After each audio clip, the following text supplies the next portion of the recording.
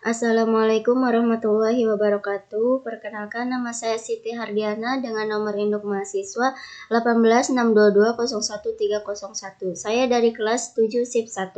Di video kali ini saya akan mereview dan menganalisis kritisi sebuah artikel, yang mana video kali ini pun adalah salah satu tugas dari mata kuliah seminar akuntansi UTS. Nah, langsung saja. Yang pertama yaitu artikel yang berjudul Moderasi Manajemen Laba dengan Kualitas Auditor Internal Strategi Bisnis dan Pelaporan Keberlanjutan Kinerja Ekonomi. Nah, berdasarkan artikel tersebut yaitu yang pertama, apakah yang menjadi motivasi atau isu research game atau fenomena yang sedang terjadi sehingga memicu penelitian ini dilakukan. Motivasi atau isu penelitian dalam artikel ini yaitu sebuah kinerja ekonomi perusahaan dapat dilihat melalui return saham tahunan dalam perusahaan kinerja tersebut. Dilihat dari perspektif pasar modal melalui return saham tahunan atau tingkat pengembalian saham atas investasi yang dilakukan oleh investor.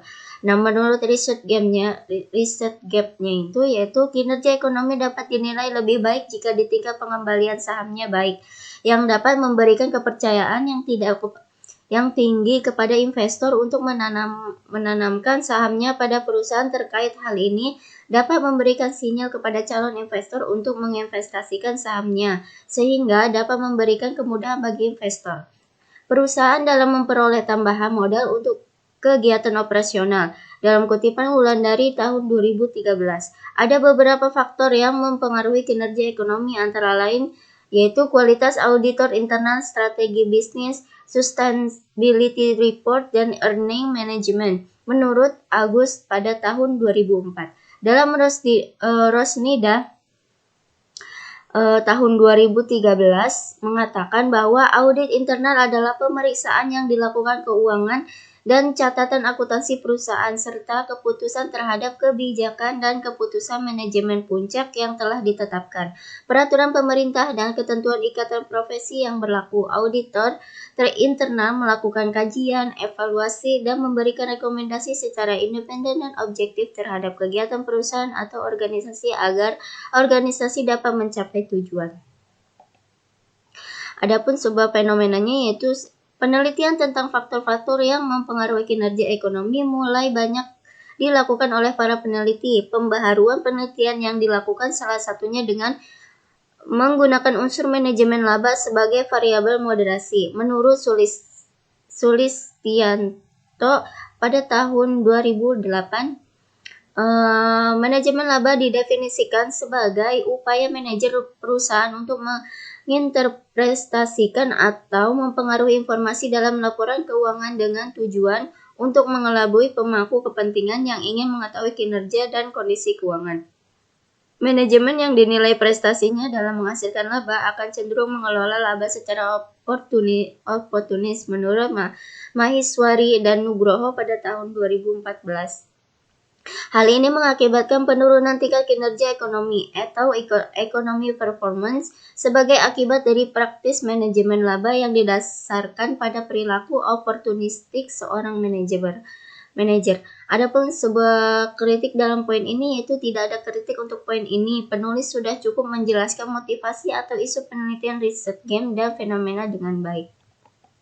Yang selanjutnya yaitu jelaskan artikel-artikel utama dalam penelitian ini. Yang pertama yaitu kinerja ekonomi dapat dinilai lebih baik jika tingkat pengembalian sahamnya baik, dapat memberikan kepercayaan yang tinggi kepada investor untuk menanamkan sahamnya pada perusahaan terkait. Hal ini dapat memberikan sinyal kepada calon investor untuk menginvestasikan sahamnya sehingga dapat memberikan kemudahan bagi investor perusahaan dalam memperoleh tambahan modal untuk kegiatan operasional. Dalam kutipan Wulandari tahun 2013.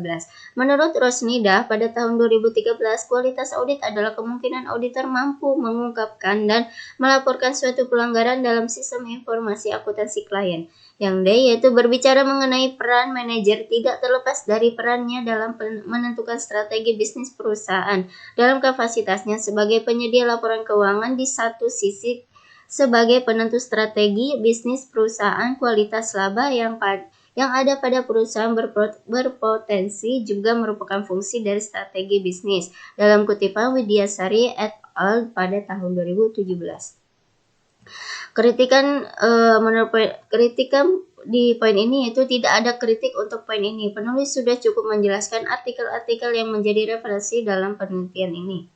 Yang selanjutnya yaitu apakah yang menjadi kebaruan atau novelty pada penelitian ini. Penelitian ini bertujuan untuk mengetahui pengaruh kualitas auditor internal, strategi bisnis, dan sustainability reporting terhadap kinerja ekonomi yang dimoderasi oleh manajemen laba secara parsial pada indeks Kompas 100 perusahaan selama periode 2013 dan sampai 2016. Nah, poin kritik untuk poin ini yaitu peneliti sudah cukup jelas menjelaskan novelty pada bagian abstraksinya. Yang keempat itu apa research question atau rumusan masalah dari penelitian ini. Yang pertama itu apakah kualitas auditor internal berpengaruh terhadap kinerja ekonomi.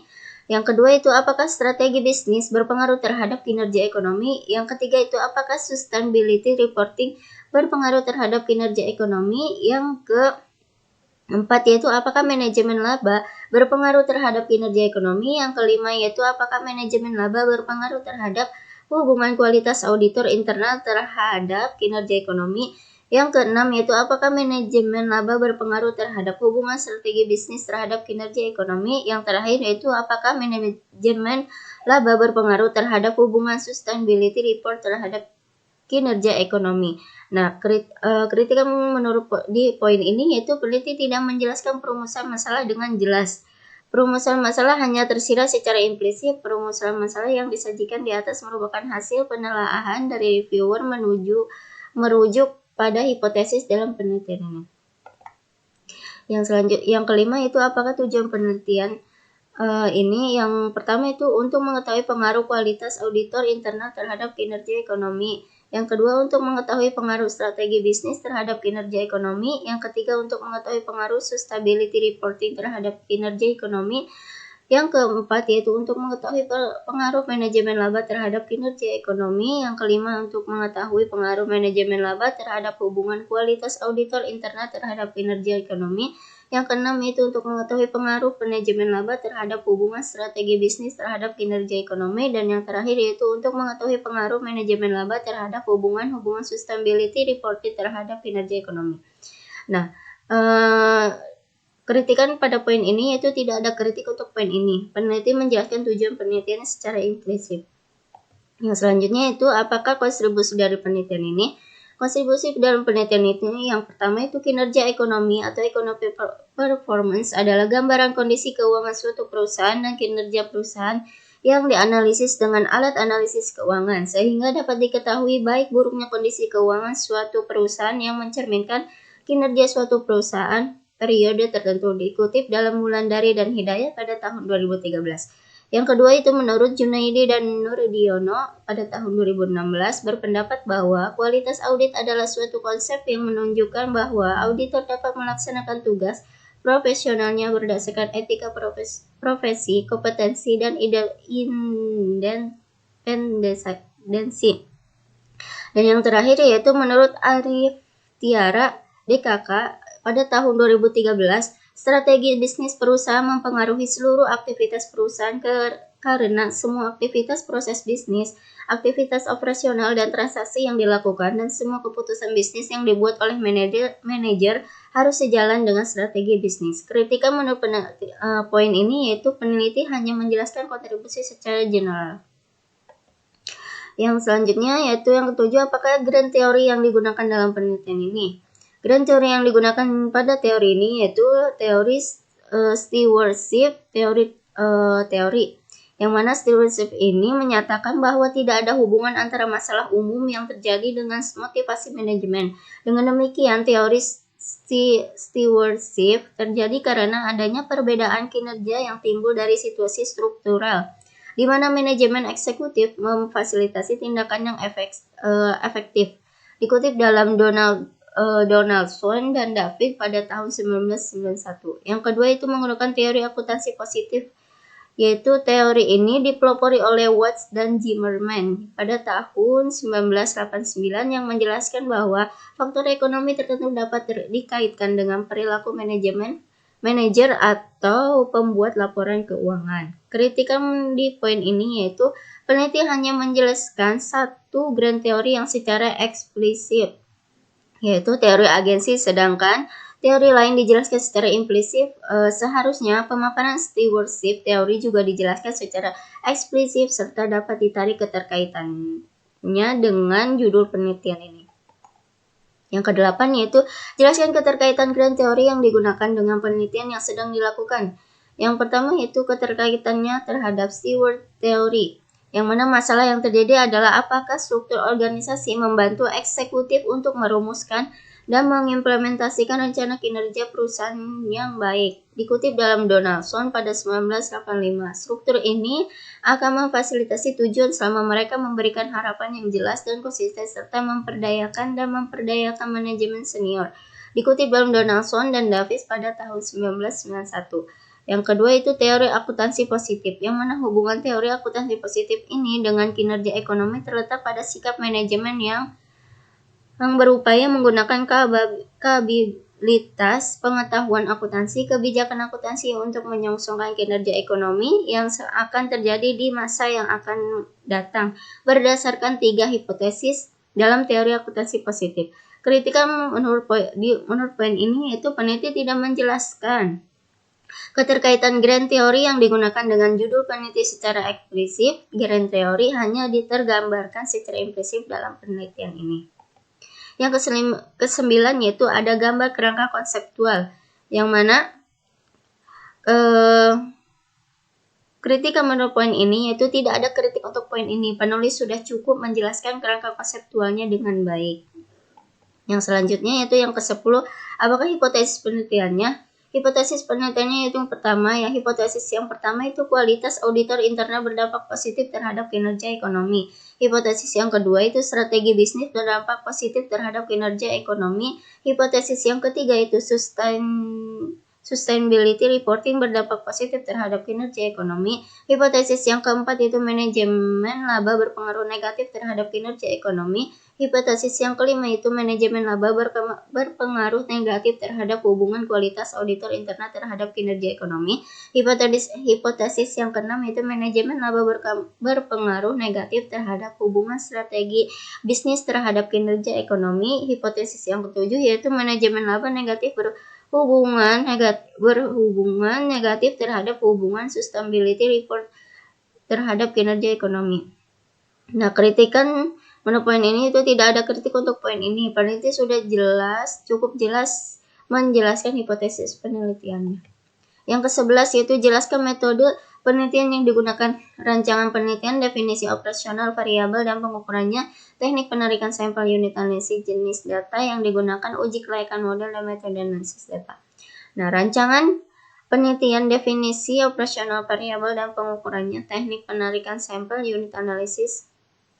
Yang pertama, analisis, jenis data yang digunakan, uji kelayakan model dan metode analisis data. Yang pertama yaitu rancangan penelitian, metode deskripsi dengan menggunakan pendekatan kuantitatif. Kritikan menurut poin ini yaitu peneliti sudah cukup jelas menjelaskan penelitian yang ada. Yang B yaitu definisi operasional variabel dan pengukurannya, yang mana ada pun beberapa variabel yaitu variabel dependent, economic performance. Untuk variabel Y, variabel independent, quality of internal auditor, business strategy, sustainability reporting. Nah, kritikan menurut poin ini yaitu peneliti cukup jelas menampilkan indikator terkait ke definisi operasional variabel dan pengukurannya. Yang selanjutnya itu teknik penarikan sampel. Teknik pengambilan sampel yang digunakan adalah non-probability sampling dengan metode purposive sampling. Kritikan poin ini yaitu tidak ada kritik. Peneliti cukup jelas menjelaskan sampel secara implisit. Yang D yaitu ada unit analisisnya. Perumusan indeks Kompas 100 yang terdaftar di Bursa Efek Indonesia atau BIF. Kritikan di poin ini itu peneliti sudah jelas dalam menampilkan unit analisis tapi secara implisit. Yang yaitu adapun jenis datanya yang dilakukan dengan metode dokumentasi yaitu dengan mencatat atau mengumpulkan data yang terdaftar pada perusahaan indeks Kompas 100 yang diakses melalui www.idx.com dan website resmi masing-masing perusahaan sampel. Kritikan di poin ini yaitu peneliti sudah jelas memaparkan jenis data dengan penjelasan perusahaan yang sesuai. Adapun yang F itu uji kelayakan model, yang mana F statistiknya itu adalah 8,355806, Darby Watson statistiknya itu 2,190686 dan probabilitas F statistiknya itu 0,0012. Uji kelayakan model ini dilakukan untuk mengetahui apakah suatu variabel bebas ditambahkan ke dalam model apakah secara signifikan meningkatkan kecocokan model atau dengan kata lain model penelitian ini layak atau tidak untuk dilanjutkan. Kritikan menurut di poin ini yaitu peneliti kurang jelas dalam menampilkan uji kelayakan model. Yang G yaitu metode analisis data. Di beberapa metode yaitu yang pertama uji F, ada uji R, dan uji T. Kritikan di poin ini yaitu peneliti tidak begitu jelas menjelaskan metode analisis data yang digunakan dengan lebih spesifik. Yang ke-12 yaitu jelaskan persamaan regresi yang digunakan untuk pengujian hipotesis penelitian. Nah, adapun di sini sebuah pengujian hipotesis yang mana kritikan di poin ini yaitu peneliti sudah menampilkan persamaan regresi dalam penelitiannya dengan baik. Nah, adapun poin ke-13 yaitu jelaskan pembahasan hasil penelitian statistik deskriptif, hasil uji kelayakan model, hasil uji hipotesis, dan jelaskan hipotesis yang terbukti dan yang tidak terbukti dan pembahasannya. Yang pertama yaitu statistik deskriptif, yang mana penelitian ini tidak menampilkan data penelitian sehingga tidak bisa digambarkan statistik deskriptif dalam penelitian ini. Yang B itu adapun hasil uji kelayakan model. Nah, di sini ada uji F, kemudian ada Confessions of Determination atau uji R. Di sini ada request dengan nomor nilai 0,712296 dengan mean independent variasinya 18,97222, adjusted R squared-nya 0,627050, SD dependent variance-nya 0,970600. Adapun uji hipotesisnya itu hipotesis tes atau uji T. Nah, kritikan untuk poin ini yaitu peneliti sudah menjelaskan dengan baik melalui tabel yang ada hanya saja penjelasannya tidak dipaparkan secara eksplisit. Nah, poin yang terakhir yaitu apakah kesimpulan, keterbatasan dan implikasi dari penelitian ini berdasarkan analisis data yang telah dilakukan dari pembahasan mengenai hasil penelitian, maka kesimpulan dalam penelitian ini adalah sebagai berikut. Yang pertama yaitu kualitas auditor internal berdampak positif terhadap kinerja ekonomi pada perusahaan indeks Kompas 100 yang terdapat di BI.